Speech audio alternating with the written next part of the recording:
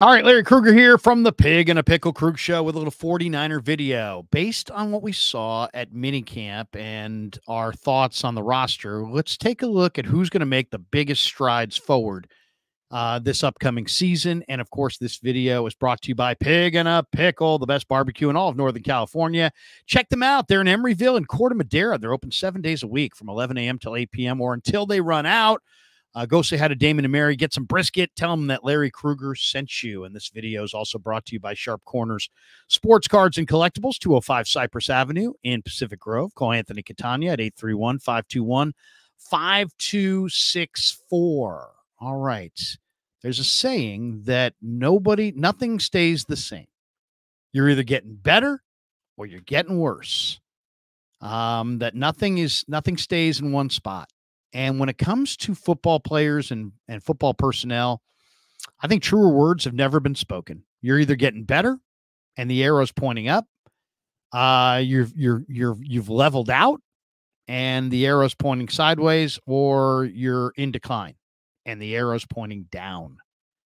And so I came up with 12 players on this roster that, based on where they're at in their career, how they looked at mini camp in some cases, these are the 12 guys that I think are going to make major strides forward in 2024 in this upcoming season.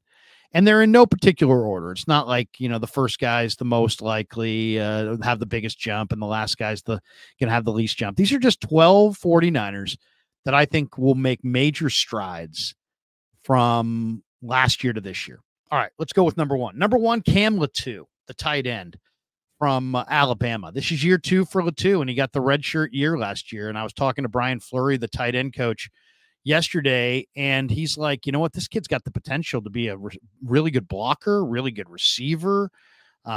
He's a complete tight end with a complete skill set. And I said to Brian that I felt like last year Latu was so bogged down by the mental complexity of the offense and all the newness and all the different things, all the checks, all the different, things that a tight end. I mean, a tight end in this offense has a lot to know. It's not as easy as some offenses. It's a much more intricate deal. And I just felt like Latu was a guy who was just thinking last summer. And his thinking, you can't think. You gotta have it all memorized and down so you can just play and play free and play loose. He was weighed down by the playbook and the complexity and the shifts and the motions and all the things that go into a Shanahan offense. And I think those layers of complexity kind of paralyzed him as a receiver. I think he's a much better receiver than the receiver we saw last summer. And when I brought this up to Brian Fleury, the tight end coach, he agreed. He's like, I agree. He was just, he's going to be much improved. He said he benefited greatly from his redshirt year. He's expecting Latu to have a major stride forward this summer, and I do too. Too big, too fast, too athletic, too talented to just wash out.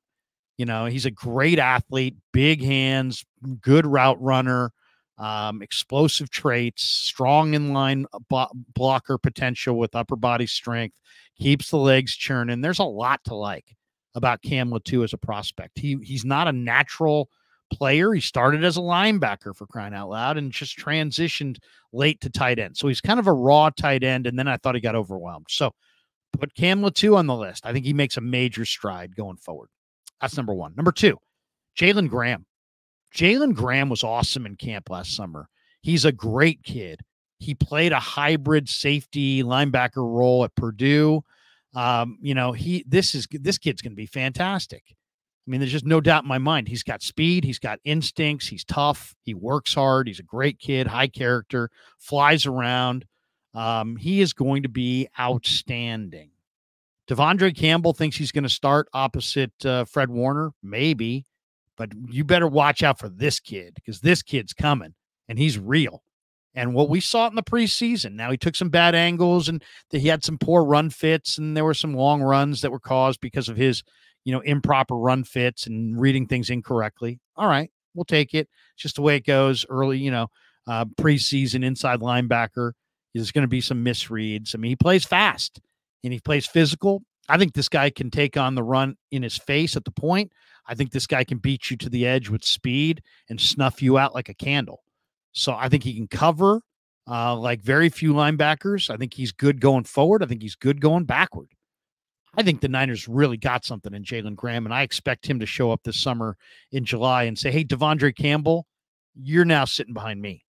That's what I expect that we'll see this summer. So I'm going to say Jalen Graham. He makes a major stride forward this year for sure. For sure. All right, number 3 on the list, Ronnie Bell.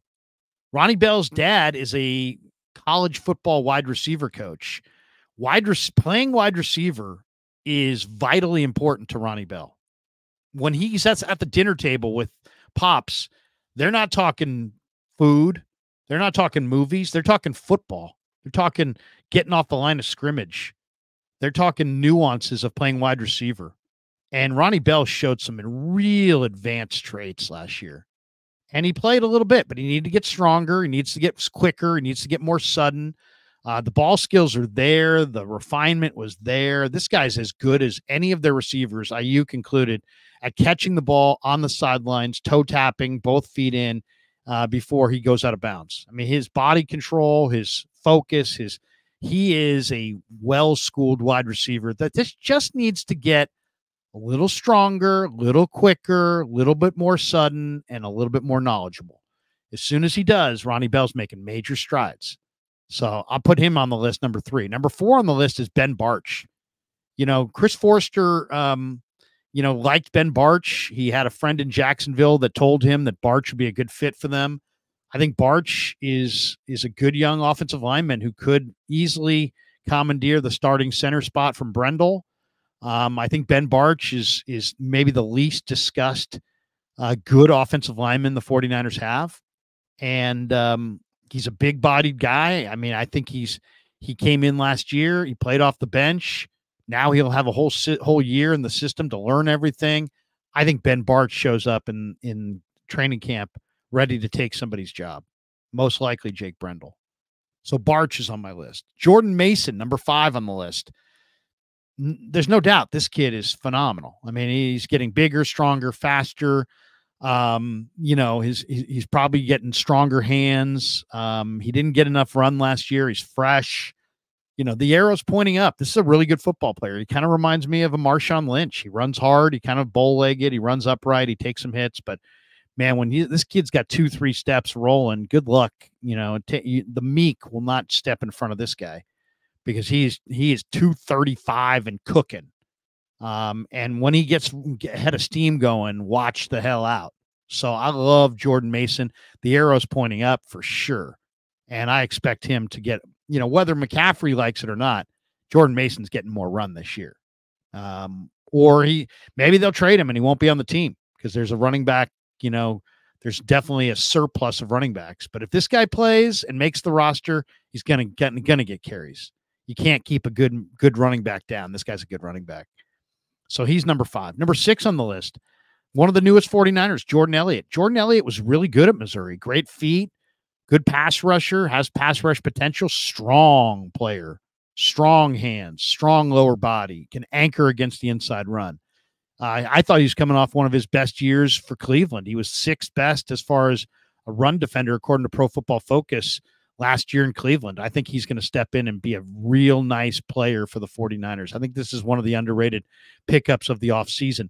This guy's big and strong. I think he's good against the run. I think he's got some potential to give them a little pass rush on the interior as well. So to me, Jordan Elliott might have been the signing of the offseason.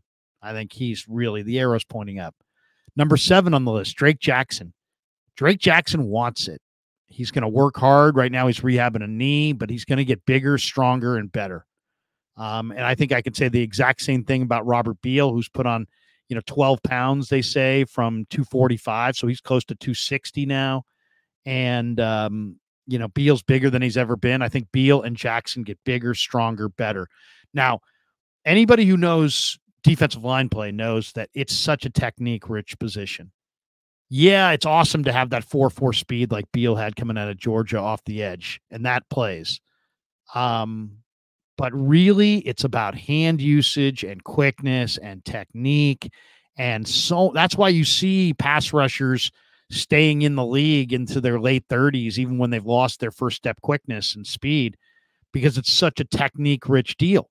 So the Jadeveon Clowneys and the Bruce Irvins and these guys all stick around. Why? Because once you've mastered the techniques, you could lose a step and you're still going to be effective. Jackson and Beal Jr. are just learning the techniques. And I expect both those guys, Beal in year 2, Jackson in year 3, to really step up. All right. Number 9 on the list, but it could be number 1 on the list, really, is Jair Brown.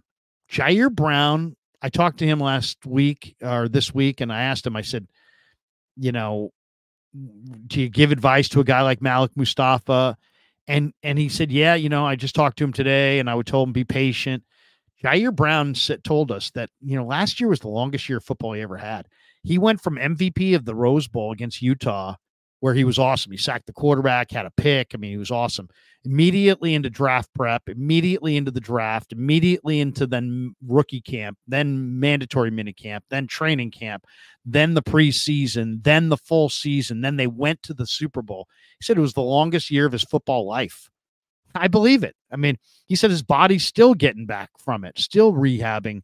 He hasn't had any big injuries, but, you know, he still feels the after effects of that eternally long rookie year. But Jair Brown is serious as a heart attack about being good at football.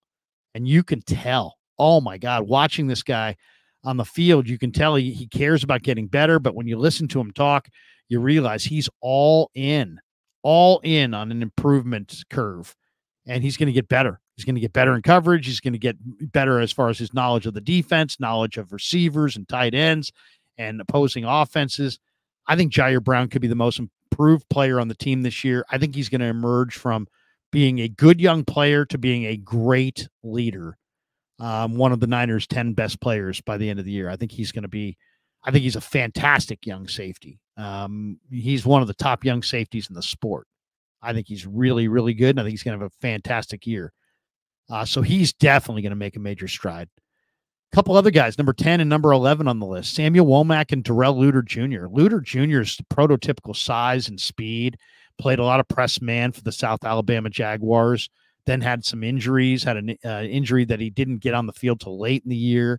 I think his rhythm was kind of thrown off, and they still utilized him a little bit in the tail part of the year, but not to the level that he should have been utilized. This year, it's a brand new year. You're talking about maybe the most talented corner the 49ers have outside of Mooney Ward himself is Luter. I mean, he's big and he's long and he's rangy and he's fast and he's played a lot of press man and he's got as much talent as Ambry, he's got as much talent as Lenoir. He's got as much talent as any corner not named Mooney Ward. I mean, he's a big, rangy, potentially dominating corner, and I'm expecting him to make a major step forward, major stride forward for Luter. Same with Womack. Womack, if you watch training camp, Womack had as good a camp as Lenoir, but then Lenoir went on to have a bust-out year, and Womack kind of fell through the cracks. It's not going to happen this year. Womack's going to be back. He's going to play better. He's a good young player. And I hope the Niners don't blow it and cut him because he's going to wind up starting somewhere because he's a good young player with a lot of physical ability.